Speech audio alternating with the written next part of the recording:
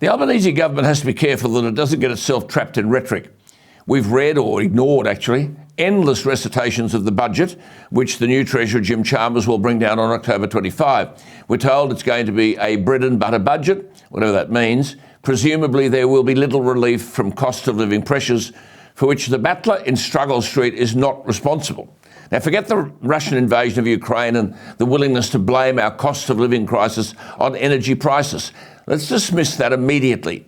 What government has done is demonise cheap coal-fired power, so energy prices will go through the roof. And that's what our government has created.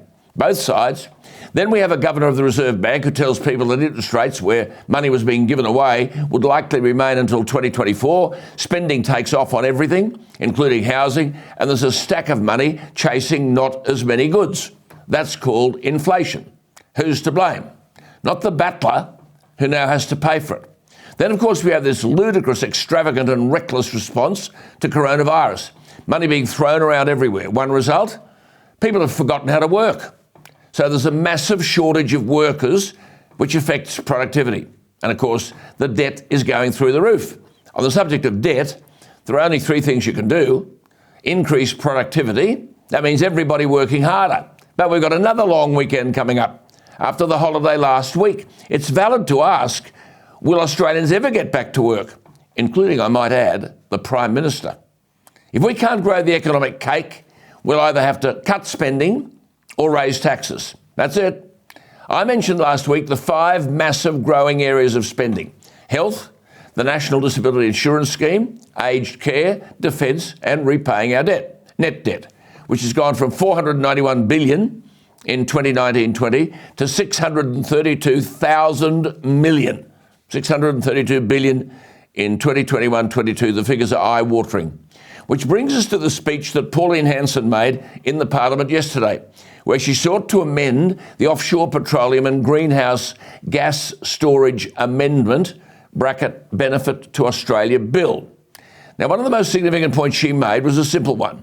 There's not a word reported about any of this anywhere today. As you know, I spoke to Pauline last night.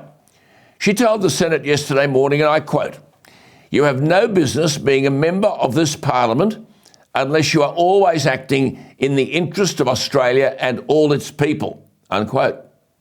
Now, she pointed out that the object of the Offshore Petroleum and Greenhouse Gas Storage Act was to, in the words of the Act, ensure that the exploitation of these natural resources is for the benefit of the Australian community, unquote.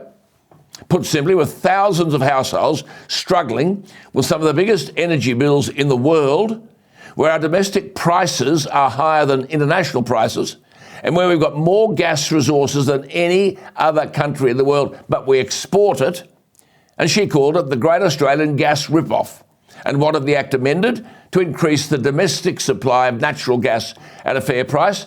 The Coalition and the government voted against. Actually, the Labor government weren't even in the House to hear the speech.